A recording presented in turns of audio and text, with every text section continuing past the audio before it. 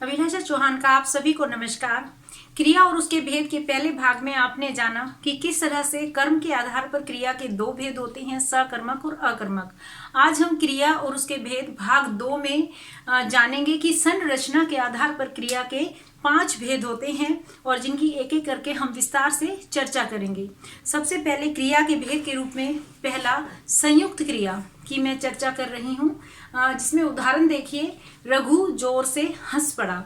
अब यहाँ हंस मूल क्रिया है जो कि इसका मुख्य अर्थ दे रही है। इसी तरह से पड़ा, हंस के साथ पड़ा, पड़ा यद्यपि मुख्य क्रिया नहीं है, परंतु मुख्य क्रिया के अर्थ को और अधिक स्पष्ट करने के लिए इस क्रिया को इसके साथ प्रयुक्त किया गया है, इसलिए ये रंजक क्रिया कहलाती है।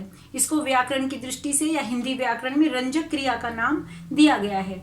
यहाँ पर एक बात गौरतलब है कि रंजक क्रिया यदि अलग से प्रयुक्त की जाती है तो वह मुख्य क्रिया भी बन जाती है। जैसे तालाब में मगरमच्छ पड़ा था, अब ये पड़ना, पड़ा था, ये मगरमच्छ के साथ जब प्रयुक्त हो रही है तब ये मुख्य क्रिया है, परंतु पहले उदाहरण में रघु जोर से हंस पड़ा तब यह केवल उसका सहायक के रूप में प्रस्तुत हुई है। इसलिए पहले वाक्य में पड़ा रंजक क्रिया है, दूसरे में वही मुख्य क्रिया के रूप में प्रयुक्त हुई है।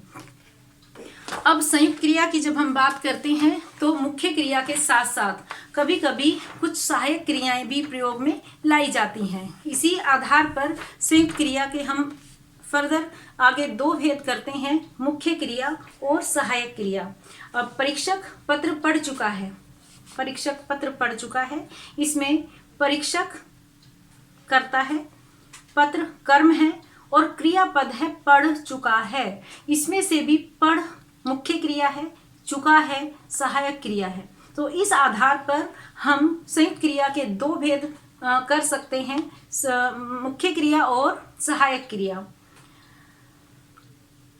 इसी संदर्भ में जब हम संरचना के आधार पर क्रिया के भेद करते हैं तो क्रिया का दूसरा भेद आता है प्रेरणार्थक क्रिया। जैसा कि शब्द से ही स्पष्ट है कि क्रिया जहाँ पर स्वयं ना की जा रही हो बल्कि किसी की प्रेरणा से की जा रही हो। जैसे कि उदाहरण देखिए, माँ बच्चे को खाना खिलाती है। अब खाना खिलाना, माँ खाना खाने की क्रिया बच्चा कर रहा है, लेकिन माँ बच्चे को खिला रही है। इसमें माँ की प्रेरणा से बच्चा खाना खा रहा है, इसलिए ये प्रेरणार्थक क्रिया है। अब एक और उदाहरण देखिए इसी में कि माँ बच्चे को खाना खिलवाती है। अब इतना परिवर्तन होने से यहाँ हम देख पा रहे हैं कि पहले उदाहरण में माँ उस क्रिया में स्वयं भी शामिल थी, लेकिन दूसरे उदाहरण में माँ स्वयं शामिल नहीं है बल्कि वह उस क्रिया को करवाने के लिए किसी और को प्रेरणा दे रही है, तब उसकी प्रेरणा से वह कार्य संपन्न हो रहा है। तो इस तरह से प्रेरणार्थक क्रिया के 2 भेद कर सकते हैं। पहला भेद प्रथम प्रेरणार्थक, जिसमें कि कर्ता स्वयं प्रेरणा में सम्मिलित होता है और उस कार्य में भी सम्मिलित होता है, और दूसरा द्वितीय प्रेरणार्थक, जिसमें कर्ता स्वयं कार्य में सम्मिलित नहीं है और वह दूसरे व्यक्ति से कार्य करवाता है। अब यहाँ पर प्रेरणार्थक क्रिया का और साधारण क्रिया का अंतर आप अंतिम उदाहरण में देख सकते हैं। वह हंसता है, वहाँ यहाँ पर वह करता है और वो खुद ही प्रयत्न पूर्वक इस कार्य को कर रहा है। दूसरे वाक्य में वह छात्रों को हंसाता है, ये प्रथम प्रेरणार्थक क्रिया का उदाहरण है, और तीसरे में वह जोकर से छात्रों को हंसवाता है, इसलिए यह द्वितीय प्रेरणार्थक क्रिया है। संरचना के आधार पर क्रिया का तीसरा भेद है नाम धातु क्रिया। नाम धातु का अर्थ है कि जब क्रियाएं संज्ञा से, सर्वनाम से या विशेषण से बनती हैं। जैसे कि उदाहरण देखिए, संज्ञा से हाथ, हाथ संज्ञा और इससे क्रिया बन गई हथियाना। लज्जा संज्ञा है और इससे बन गया लजाना। फिल्म संज्ञा है और इससे बन गया फिल्माना। इसलिए ये संज्ञा से बनने वाली क्रियाएं हैं, इनका नामकरण इसी आधार पर किया गया है, नाम धातु क्रिया।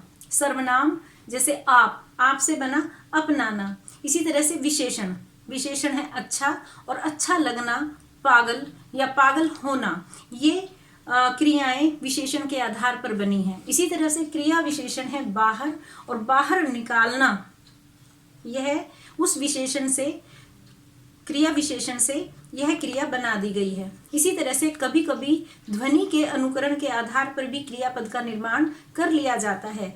जैसे खटखट, इस शब्द से खटखटाना क्रिया बनी। थप थप, इससे थप थपाना क्रिया बनी। जैसे अक्सर हम प्रयोग करते हैं कि अध्यापक ने छात्र की पीठ थप थपाई, तो ये उस थप थप से जो ध्वनि उत्पन्न होती है उसके आधार पर इस क्रिया शब्द का निर्माण किया गया है। इस तरह से हमने देखा कि ये क्रियाएं जो संज्ञा, सर्वनाम, विशेषण आदि से बनती हैं उन्हें हम नाम धातु क्रियाएं कहते हैं। क्रिया का चौथा भेद है संरचना के आधार पर कृदंत क्रिया। कृदंत क्रिया में आप देखिए कि मूल धातु के अंत में प्रत्यय या शब्दांश जोड़कर यह क्रिया बनाई जाती है, इसलिए इसे कृदंत क्रिया कहा गया है। जैसे चल मूल धातु, इसमें प्रत्यय जोड़ा ता। सुन मूल धातु, इसमें आ प्रत्यय जोड़कर बना सुना। देख मूल धातु, और इसमें कर जोड़कर बना देख कर।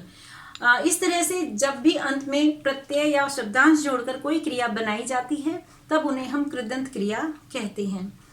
संरचना के आधार पर क्रिया का पांचवा भेद है पूर्वकालिक क्रिया। जैसा कि नाम से स्पष्ट है कि जो पूर्व काल में हो गई हो, अर्थात जो मुख्य क्रिया से पहले कोई क्रिया हो गई है और उसे वाक्य में दर्शाया गया है तो वह पूर्वकालिक क्रिया कहलाती है।